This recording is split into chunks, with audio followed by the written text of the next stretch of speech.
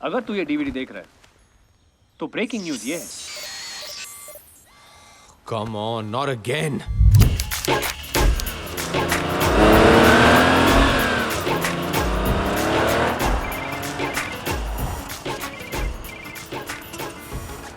Hello Naina, तुमने मेरा computer फिर से हैक किया। अब क्या करे चार्ली, यही तो एक तरीका है तुमसे फोन करवाने का। नैना बी सीरियस, मुझे एक बहुत ही इंपॉर्टेंट डीवीडी देखनी है। तुम पॉर्न तो नहीं देख रहे? मुझे नहीं पता था कि तुम जैसे पढ़े लिखे चार्टर्ड अकाउंटेंट टाइप्स भी पॉर्न देखते हैं। मैं पॉर्न नहीं देख रहा हूँ। Whatever. मैं तो सिर्फ ये कहना चाहती थी कि मेरा कोर्स खत्म हो गया है। For your information, now I'm a master's in computers with a gold medal. Well done.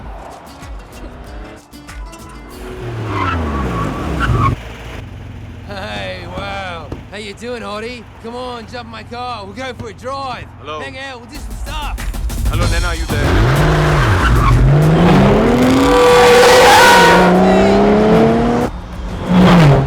नैना, दूसरी गुड न्यूज ये है कि कल मैं वापस इंडिया आ रही हूँ। really? Fantastic. चलो, अब मेरा कंप्यूटर ठीक कर दो। अपने कंप्यूटर पे प्यार से मेरा नाम टाइप कर देना, अपने आप ठीक हो जाएगा। पर प्यार से, ओके? ठीक है, प्यार से।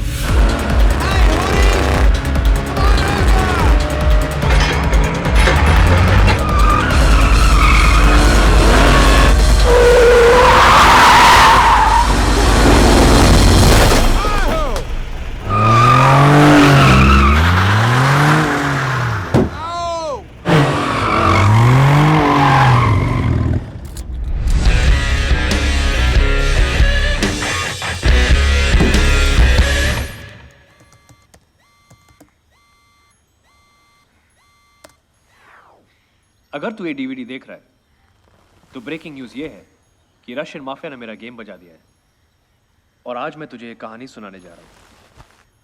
ये कहानी शुरू होती है 1915 में, वर्ल्ड वॉर 1 में। जब जर्मनी की आर्मी रोमानिया की राजधानी बुखारेस्ट तक पहुंची तो रोमानिया की सरकार ने वहां से भागने में ही अपनी भलाई समझी, अपने साथ जरूरी कागजात और खजाना लेकर। रशिया के जार ने एक अच्छे पड़ोसी होने का सबूत देते हुए वो खजाना अपने पास रखना कबूल किया, जंग खत्म होने तक। तो इस तरह 15 अक्टूबर 1916 को टन्स ऑफ गोल्ड ट्रेन के जरिए रोमानिया से रशिया लाया गया। पर जंग खत्म होने तक रशिया की सरकार पलट गई। नई कम्युनिस्ट सरकार ने रोमानिया से कहा, आप कौन हो भाई, किस सोने की बात कर रहे हो? और पिछले 95 सालों से वो सोना रशियन जार के विंटर पैलेस में बंद पड़ा है।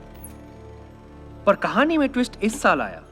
रशिया ने फाइनली माना कि जो हुआ बिल्कुल गलत हुआ और इस 15 अक्टूबर को वो सोना वापस रोमानिया पहुंचा रहा है, ठीक उसी तरह ट्रेन से जैसे कि आया था। प्योर रोमानियन गोल्ड, जिसकी कीमत आज 10,000 करोड़ से भी ज्यादा है। सोने के बिना अगर रोमानिया 95 सालों तक रह लिया तो आगे भी रह लेगा। और रशिया का तो ये कभी था ही नहीं। अब जिसका कोई नहीं, उसका या तो खुदा होता है या तो हम जैसे शरीफ आदमी, है ना? जाते जाते बस एक और टिप देना चाहता हूं तुझे चार्ली। वो गलती मत करना जो मैंने की। ये काम किसी एक आदमी के बस का नहीं है। You'll need a team, Charlie. A team of the world's best players। और एक ही आदमी है जो तुझे वो टीम दिला सकता है। हम सब के गुरु विक्टर दादा।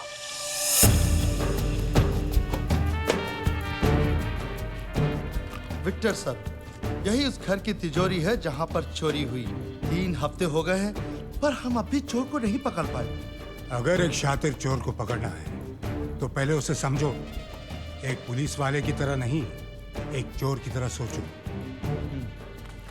चोरों के 3 रूल्स होते हैं जो उन्हें पुलिस वालों से अलग करते हैं। रूल नंबर 1, चोर एक तरह का आर्टिस्ट होता है और कोई भी आर्टिस्ट अपने हुनर से गद्दारी नहीं करता। एक पुलिस वाला अपना काम भूल जाएगा पर एक चोर नहीं। रूल नंबर 2, रिटायर सिर्फ पुलिस वाले होते हैं, चोर नहीं। Once a thief always a thief. तीसरा और सबसे इंपॉर्टेंट रूल, एक पुलिस वाले का दिमाग भागते भागते थक कर जब बैठ जाता है, एक शातिर चोर का दिमाग वहां से दौड़ना शुरू करता है। ऐसा क्यों लग रहा है कि ये हमारी खा रहे हैं और हमारी बजा रहे हैं? विक्टर सर, आप कहना क्या चाहते हैं? मैं ये कहना चाहता हूं कि आपने एफआईआर गलत लिखा है। ये मामला 40 लाख के गहनों की चोरी का है ही नहीं। आइए सीए साहब, मेरी मदद कीजिए। तो चलिए वो 2 तस्वीरें गौर से देखते हैं। एक चोरी से पहले की और दूसरी चोरी के बाद की। कुछ फर्क नजर आया दोनों तस्वीरों में? कुछ समझ में नहीं आया। मतलब ये कि चोर को मलिक साहब की पेंटिंग चाहिए थी, जो वो ले गया और उसकी जगह नकली पेंटिंग लगा गया। नकली पेंटिंग? ये देखिए, ये देखिए, ये असली पेंटिंग है। इसके सिग्नेचर का स्ट्रोक देखिए कैसा है, नीचे छोटा है ना। और ये देखिए, ये नकली पेंटिंग है। इसके नीचे के सिग्नेचर का स्ट्रोक देखिए, लंबा हो गया ना। ये काम किसी औरत का है। ये कैसे कह सकते हैं आप? ये हमारे सीए बताएंगे। चोरी के पहले ये वाज यहां था, लेकिन चोरी के बाद ये अपने आप यहां से यहां आ गया। ये एस्थेटिक्स किसी आदमी के नहीं हो सकते। अब तो समझ गए ना। Yes sir. चोरनी अगर पकड़ी गई तो मिठाई जरूर खिलवा देना। जरूर सर, जरूर। कैसा तू? ठीक हो? और मेरी बच्ची नैना? आपकी बच्ची अब बड़ी हो गई। अरे हाँ, 10 साल चले गए यार, 10 साल। वो आई क्यों नहीं? क्या वो मुझसे मिलना नहीं चाहती? कल ही वापस आई है तो थोड़ी बहुत जेट लैग है। रहने दे यार, रहने दे। मैं उसे जानता हूँ, मेरे पे गई है। वो ऐसे नहीं मानेगी। दादा, एक और बात थी। हाँ? ये वो 80 एकड़ की जमीन है जो आपने शिमला में देखी। ये हमारी स्टूडेंट डॉर्मेट्री है, यहाँ हमारे स्टाफ क्वार्टर्स और वो इतने बढ़िया होंगे कि इंडिया के बेस्ट टीचर्स सब कुछ छोड़ के यहाँ पढ़ाना चाहेंगे।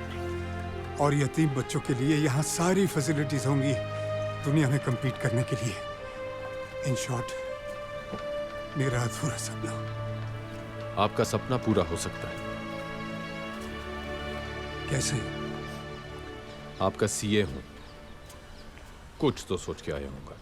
तुमने कुछ सीधा तो नहीं सोचा होगा।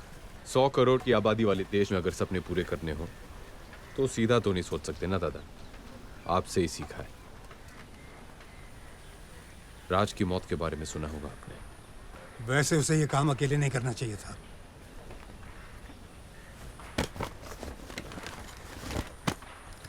इसमें वो लीड है जो हमें राज से मिली है और इसमें वो प्लान जो मैंने सोचा है। लेकिन आपका साथ चाहिए दादा, और कुछ प्लेयर्स भी जो सिर्फ आप दिला सकते हैं। तुम जानते हो कि मैं रिटायर हो चुका हूं। रूल नंबर 2, रिटायर सिर्फ पुलिस वाले होते हैं। दादा, आपने मेरे, राज और हमारे जैसे कितनों के सपने पूरे किए हैं। मैं बस यही चाहता हूं कि आपका ये एक देखा हुआ सपना पूरा हो जाए। दादा, नैना कह रही थी कि आपको कोई प्रॉमिस के बारे में याद दिलाऊं।